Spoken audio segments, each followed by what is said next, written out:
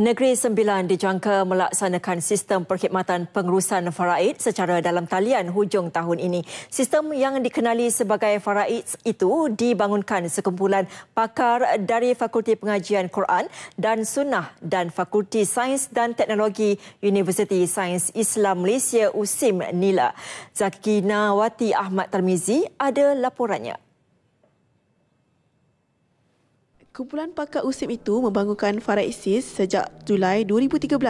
Mereka terdiri daripada Dr. Muhammad Fazli Marhusin dan Dr. Azman Abdul Rahman serta Ustaz Zahari Mahat Musa. Sistem ini akan memudahkan umat Islam menguruskan pelbagai perkara berkaitan harta, hutang dan wasiat dalam konteks Islam. Faraid menurut istilah fuqaha ialah bahagian-bahagian pewarisan yang ditetapkan melalui nas untuk diagihkan kepada waris yang berhak. Menurut Timbalan Naib Chancellor USIM, Prof. Datuk Dr. Mustafa Muhammad Hanifah, sistem faraid dalam pendidikan USIM itu menggabungkan ilmu nakli dan akli dalam semua disiplin termasuk Al-Quran dan sains teknologi Islam. Jadi dalam sistem faraid juga mana dia permudahkan. Sekarang ni alhamdulillah bila ada sistem ini barulah orang faham kan bagaimanakah aturannya, peraturannya dan bagaimanakah pengiraannya kan dalam sistem faraid ini. Jadi walaupun pensyarah ni daripada IT khususnya, tapi gabungan tu ada di daripada bidang Quran dan Sunnah dan juga dalam bidang syariah. Alhamdulillah lah, saya harap produk ni akan mendapat sambutan seperti mana kita harapkan dan kita telah pun dapat sokongan daripada MAINS. Menurut pensyarah kanan Fakulti Sains Teknologi USIM, Dr. Muhammad Fazli Marhusin, antara ciri utama yang dijaga kerahsiaan dalam sistem itu ialah nombor akaun, baki akaun, lokasi aset dan maklumat pemegang amanah harta. Kesemua maklumat dan harta hutang pemegang harta yang didaftar dalam laman sesawang www.faraidsis.org adalah rahsia dan disimpan dengan selamat. Sistem iLegacy ini dibangunkan pada asasnya untuk menyelesaikan masalah kita yang mana semasa kita hidup kita ada banyak rahsia, tetapi bila kita meninggal dunia rahsia ini mati bersama kita. Jadi menggunakan sistem ini ia boleh membantu untuk memudahkan waris untuk mengetahuinya. Sistem ini mempunyai tahap keselamatan yang tinggi. Akses terhadap maklumat sensitif hanya diketahui pemegang akaun.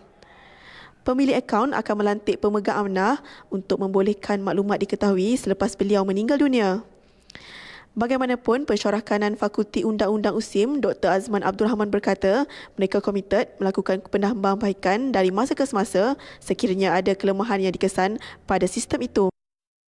Dengan adanya sistem ini, kita bukan saja ada sistem, tetapi kita sekarang ini untuk menawarkan satu program yang dinamakan Sijil Eksekutif Pengurusan Faraid, yang mana sijil ini telah disediakan pada tahun lepas dan sebenarnya sijil ini telah dijalankan secara pilot oleh pelajar Universiti Sains Islam sendiri. Kita lakukan selama 3 hari, yang mana pelajar-pelajar ini diberi pendedahan tentang sistem pengurusan faraid khususnya dalam konteks teori dan juga konteks praktikal di Malaysia.